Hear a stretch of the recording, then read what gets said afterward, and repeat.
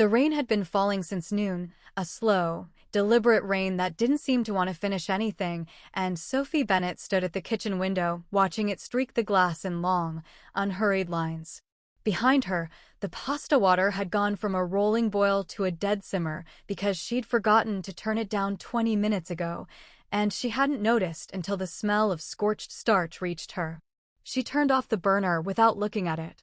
Some habits survive even grief, even the strange hollow feeling that had been living behind her ribs since 3 o'clock that afternoon, when she'd opened an email from their mortgage lender that was addressed to her and Daniel both, and had understood, in the space of 4 sentences, that her marriage had been quietly rewritten without her signature. She heard his key in the door at 6:40, the same time it always came, the same practiced rhythm, 2 turns, a push, the small grunt he made setting his bag down on the bench in the hallway. For 9 years that sound had meant home. Tonight it meant something closer to a verdict about to be read. "Hey," Daniel called, shrugging out of his coat. "Smells like something's burning." "Pasta water," Sophie said. Her voice came out flatter than she meant it to. He appeared in the kitchen doorway, tie already loosened, the particular tiredness of a Thursday etched into the lines around his eyes. He was a good-looking man in the unstudied way of someone who had never had to think about it, sandy hair going gray at the temples, broad hands, a face that had once made her feel, absurdly, like nothing bad could happen as long as he was in the room. He kissed her cheek on his way to the fridge. She didn't turn into it the way she usually did. "Long day?" he asked, pulling out a beer. "I got an email from Fidelity Home Lending today," she said. She watched him. She had spent 4 hours rehearsing this moment in her head, had pictured a dozen different versions of his face when she said it, and none of the versions she'd imagined matched the one she got, because for exactly 1 second, before he caught himself, something in him went very still and very careful, the way an animal goes still when it hears a branch snap in the woods. "Okay," he said slowly, closing the fridge.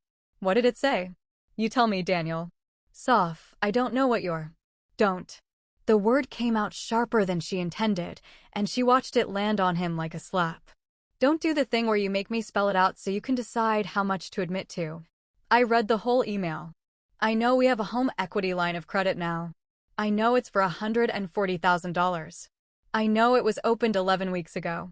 And I know my signature's on it, which is interesting, because I don't remember signing anything, and I definitely don't remember agreeing to put our house up as collateral for $140,000 I didn't know we needed."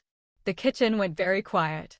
Outside, the rain kept up its patient percussion against the window, indifferent to the 2 people standing 8 feet apart, suddenly strangers to each other in a room they'd renovated together, in a house they'd bought together, under a roof that apparently no longer fully belonged to either of them without the other's knowledge. Daniel set the beer down on the counter without opening it. "I can explain," he said. "You'd better." "It's Marcus." His brother. Of course it was his brother. The restaurant. The second location, the one in Logan Square, it's been bleeding money for 8 months, Soph, and I didn't tell you because I knew what you'd say, and I thought I could fix it before it became a whole thing, and then he exhaled, dragging a hand down his face. It got worse. The landlord was threatening to terminate the lease. Marcus was going to lose everything. Both locations. 15 years of his life. "So you took out a loan against our house." "Against our daughter's college fund, Daniel, because that equity was earmarked. We had a plan. We sat at this exact table 2 years ago and made a plan, and you forged my signature to do it." "I didn't forge it. He stopped himself, and in the stopping, she understood that whatever he'd been about to say was going to be worse than a denial. "The bank does electronic signature verification for existing customers. I used the joint account access. I know how that sounds." "It sounds like fraud," she said. Her voice had gone quiet now, and quiet was worse than shouting. They both knew that about her. Quiet was the register she dropped into right before something in her broke permanently. "It sounds like you committed fraud against your own wife to bail out your brother's failing restaurant, and you did it 11 weeks ago, and you have looked me in the eye every single day since then and said nothing. I was going to tell you once it was resolved. I didn't want you carrying the stress of it if I could just." "Stop." She held up a hand. "Stop and listen to yourself. You didn't want me carrying the stress. You decided, unilaterally, that my stress mattered less than your comfort, and that my right to know what happens to my own house, my own name, my own daughter's future, mattered less than your ability to play hero for Marcus one more time. That's not fair, isn't it? Something in her chest cracked open, and 11 weeks of a marriage she thought she understood came pouring out in a way she hadn't planned and couldn't stop. Do you know what it's like, Daniel, to find out, not from you, never from you, but from a bank email, that the man you've slept next to for 9 years has been lying to you for the better part of 3 months? Do you understand what that does? It's not just about the money. God, I don't even. It's not about the money. It's that you looked at me every single night, and you let me believe we were the same two people who got married in your mother's backyard. And we weren't. You were a stranger wearing my husband's face. Don't be dramatic. Dramatic? Her laugh came out broken, more air than sound. You want to talk about dramatic? I found out my husband mortgaged our house without my consent, and you're telling me not to be dramatic. Daniel's jaw tightened, and she watched something shift in him, the guilt curdling, the way it always did with him, into defensiveness, because it was easier to be angry than to sit inside the shame of what he'd done. You know what, Sophie, you want to talk about lying? Let's talk about the fact that every time Marcus's name comes up in this house, you get this look on your face like I brought garbage in off the street. You've never liked him. You've never once tried to understand what it's like for me, watching my little brother drown and knowing I'm the only person in his life with the means to throw him a rope. That's not what this is about, and you know it. It's exactly what this is about.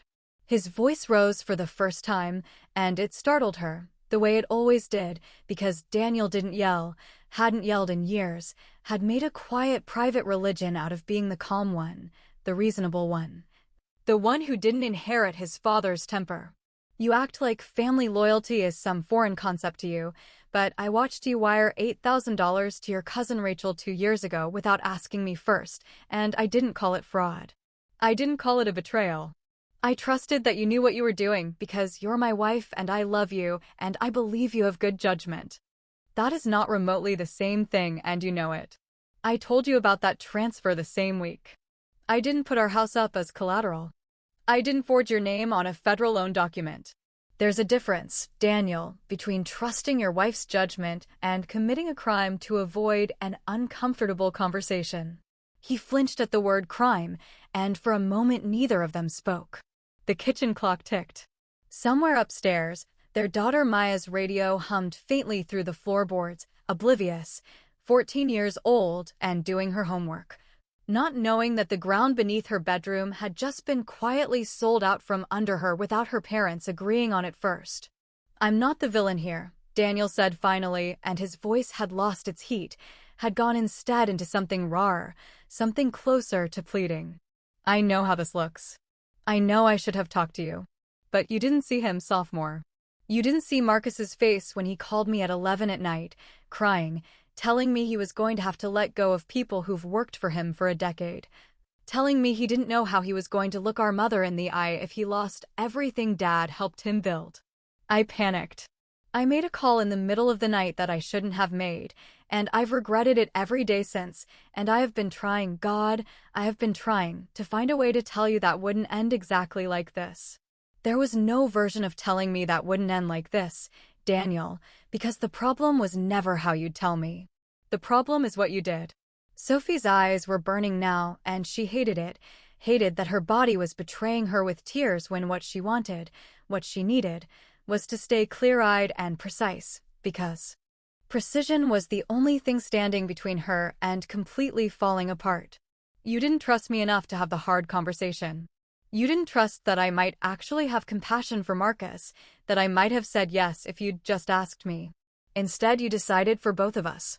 You decided my name, my credit, my daughter's future wasn't something you needed my permission to spend. I know. Do you? Because it doesn't feel like you know. It feels like you're explaining Marcus's crisis to me like I'm the unreasonable one for being angry that you broke the law inside our own marriage. Daniel sat down heavily at the kitchen table, and for a long moment he put his face in his hands, and Sophie watched the man she loved, because underneath the fury, underneath the betrayal, she still loved him, That was the unbearable part. That love hadn't switched off just because Trust had folded on himself in a way she'd only seen once before, the night his father died. "I don't know how to fix this," he said, muffled into his palms. "You don't get to decide that either," Sophie said, but softer now, some of the fire banking down into something more like exhaustion. "You don't get to decide how this gets fixed, Daniel, any more than you got to decide to take out that loan. That's the whole point. You keep doing this thing where you make the big decision alone, and then you bring me in only once you need help cleaning up the consequences. That's not fair. Isn't it, though? Think about it. Really think about it. When your dad's business partner tried to sue the estate, you handled the whole thing for 6 months before you told me there'd even been a lawsuit. When you didn't get the partner promotion 2 years ago, I found out from Janet at your office holiday party before I heard it from you. You have this instinct, Daniel, to protect me from things by keeping me in the dark, and I need you to hear me when I say that it doesn't feel like protection. It feels like you've decided I'm not strong enough, or not trustworthy enough, or not something enough, to be an equal partner in the hard parts of our life. You only want me in the easy parts. The vacations, the anniversary dinners, the parts where everything's already been decided and all that's left is to enjoy it." He lifted his head, and his eyes were wet, and it undid something in her to see it, because Daniel almost never cried, had cried at his father's funeral and at Maya's birth and, as far as she knew, at nothing else in the 9 years she'd known him. "You're right," he said. "God, you're right, and I hate that you're right, because it means I have to actually sit with what that says about me. I think," he started again. "I think somewhere along the way I decided that being a good husband meant never letting you see me struggle. My dad never let my mom see him struggle, not once, not even when the business almost went under in '09, and I used to think that was strength. I used to think that's what it looked like to take care of a family. You carry the weight silently so no one else has to feel it. And I think I've been doing that to you for years without even realizing it was a choice I was making instead of just who I was. I thought I was protecting you. I think, actually, I've been protecting myself from having to be seen as anything less than in control." Sophie pulled out the chair across from him and sat down. Not because the anger had left her, it hadn't. It was still there, banked and glowing under the surface, ready to flare again the moment she thought too hard about the number. $140,000, or about Maya's face if she ever found out how close her future had come to being gambled on her uncle's restaurant, but because something in his admission had cracked a door open, and she needed, desperately, to see what was on the other side of it. "I don't want a husband who carries everything silently," she said. "I never wanted that. I wanted a partner. Do you understand the difference? A partner tells me when things are falling apart, not because he thinks I need to be told, but because he wants me there, in it with him, because that's what marriage is supposed to be. You don't get to unilaterally decide I'm too fragile for the truth and then act shocked when I'm furious to find out the truth without you. I know. I need you to actually know it, Daniel. Not just say it to get through tonight. Because here's what scares me," her voice caught, and she pressed her lips together for a second before continuing. "What scares me is that if I hadn't gotten that email today, I would still be living inside the version of our marriage that you built for me. The version where everything's fine, where you're handling it, where I get to be happy and unburdened because you've decided that's my role. And I don't want to be protected into ignorance for the rest of my life. I would rather know every hard, ugly, complicated thing about our finances and our family and our lives than live one more year believing a story you constructed to keep me comfortable." Daniel reached across the table, slowly, like he expected her to pull away, and rested his hand near hers without quite touching it, an offering rather than a claim. "I'm going to call the bank tomorrow," he said. "I'm going to find out what it takes to unwind this, or restructure it, or whatever needs to happen, and I want you in every single conversation. Every email. Every phone call. I don't care how humiliating it is to admit to a loan officer that I did this without my wife's knowledge. You should have been there from the start, and since I can't go back and fix that, the least I can do is make sure you're there for everything that comes after. And Marcus." Daniel's jaw worked. "Marcus is going to have to hear the truth about what this cost. Not just the money, that too, obviously. We'll figure out repayment. This isn't on you or Maya. I'll take on extra hours. I'll sell the boat. I don't care, but he needs to know what it cost us. He needs to know his brother lied to his wife to save him, and that it almost broke something that took 9 years to build. I've spent my whole life being the person who fixes things for Marcus, without making him feel the weight of what the fixing costs. I think that's part of why he keeps ending up in these situations. I've never let him feel the consequences, because I've always been standing between him and them. Sophie looked at him for a long moment, this man who she had married in his mother's backyard under a string of borrowed lights, who had held her hand through 2 miscarriages before Maya, who had built a life with her stone by stone over 9 years, and who had also, 11 weeks ago, decided in the privacy of his own guilt that she was someone to be managed rather than trusted. Both things were true. That was the unbearable, complicated truth of it. He was not a monster, and what he'd done was still a profound violation, and loving him did not erase the fact that he had broken something that would take a very long time, if ever, to fully mend. "I'm not saying I forgive this tonight," she said quietly. "I want to be really clear about that. I'm not going to sit here and tell you it's okay, because it isn't, and I think if I told you it was okay right now, I'd be doing the exact thing you did to me, smoothing over something hard, because it's more comfortable than sitting in the discomfort of it. I need time. I need to see what you actually do tomorrow, and the day after, and the day after that, before I know what I feel about all of this beyond furious and betrayed." "That's fair," Daniel said. "That's more than fair. And I want to see a therapist. Not eventually this week. Both of us. Because I don't think this is really about $140,000, Daniel. I think that number is just the loudest, most quantifiable version of a pattern that's been running underneath our marriage for years, and I don't want to spend the next 9 years finding out about the quieter versions of it one bank email at a time." He nodded, and something in his face, the practiced calm cracking fully now, no longer performed, suggested he understood that this wasn't a negotiation she was inviting him into so much as a boundary she was drawing. One he would need to respect if there was going to be anything left standing between them once the anger burned down to embers. "Whatever you need," he said. "I mean that. Whatever it takes to fix this. Not the loan, I mean us. Whatever it takes, I'll do it." Upstairs, the radio clicked off and they both heard, faintly, the creak of Maya's floorboards as she crossed her room, the ordinary sounds of a 14-year-old getting ready for bed in a house she believed was stable, in a family she believed was solid. Unaware of how close the architecture beneath her had come to shifting without her ever knowing why. Sophie stood, walked to the stove, and dumped the ruined pasta into the trash. She filled a fresh pot with water and set it to boil, not because she felt like eating, but because there was something in the smallness of the motion, filling a pot, watching the first bubbles gather at the bottom, waiting for them to rise. That felt like the only true thing she could offer the evening. Not forgiveness. Not resolution. Just the decision to stay in the room a little longer, to not walk out the door, to see what tomorrow looked like before deciding what the rest of their life would. Daniel watched her from the table. "Can I help?" he asked, and there was something almost boyish in the way he asked it, some old, worn-down hope that the mundane act of chopping garlic together might be its own kind of apology. "You can set the table," she said. It wasn't forgiveness. It was smaller than that, and larger, too, a door left open half an inch, not because the anger had gone, but because underneath the anger, stubbornly, love had not. They ate mostly in silence that night, the rain still falling outside, Maya's homework music drifting faintly down the stairs, the $140,000 sitting between them at the table like a third, uninvited guest. But when Sophie reached for the Parmesan and Daniel passed it to her without being asked, their fingers brushed, and neither of them pulled away. It took 4 months to unwind the loan, and longer than that to unwind everything else.